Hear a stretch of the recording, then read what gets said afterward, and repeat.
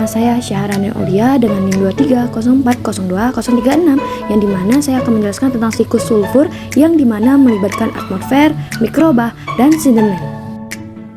Apakah kalian tahu siklus sulfur itu apa? Sulfur atau belerang adalah salah satu unsur penting yang perannya sering tidak terlihat, tetapi sangat dibutuhkan oleh semua makhluk hidup. Tanpa sulfur, tumbuhan tidak dapat membentuk protein, hewan tidak bisa melengkapi kebutuhan asam aminonya, dan kehidupan di bumi tidak akan berjalan dengan seimbang. Untuk menjaga ketersediaan, sulfur mengalami perjalanan yang panjang melalui proses yang disebut dengan siklus sulfur. Siklus sulfur juga termasuk daur biogeokimia yang melibatkan perbedaan unsur sulfur melalui atmosfer, tanah, sedimen, air, dan organisme hidup. Nah, kemudian itu ada pun proses alur siklus sulfur. Yang pertama itu di atmosfer, yang dimana sulfur dilepas ke udara dalam bentuk CO2 dari gunung berapi, pembakaran bahan bakar fosil, dan dekomposisi.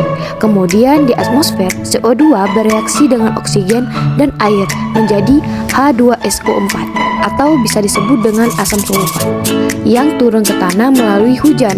Kemudian itu di tanah dan sedimen, yang dimana hujan asam membawa sulfur ke tanah dalam bentuk sulfat atau CO42. Tumbuhan menyerap sulfat dari tanah sebagai nutrisi penting. Selanjutnya di dalam organisme hidup, yang dimana sulfat digunakan tanaman untuk membentuk protein yang kemudian berpindah ke hewan melalui rantai makanan. Ketika makhluk hidup mati, sulfur dikembalikan ke tanah melalui proses dekomposisi.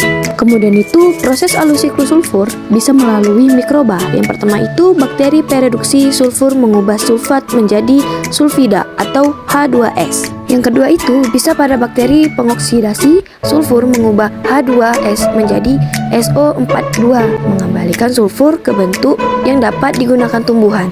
Yang terakhir, di sedimen laut, sulfur dapat terakumulasi dan membentuk bantuan sulfur atau bahan bakar fosil. Nah, adapun peranan organisme dalam siklus sulfur. Yang pertama itu tumbuhan, yang dimana tumbuhan menyerap sulfat dari tanah sebagai bahan baku pembentukan protein. Kemudian hewan, yang dimana hewan mendapatkan sulfur melalui konsumsi tumbuhan atau hewan lain.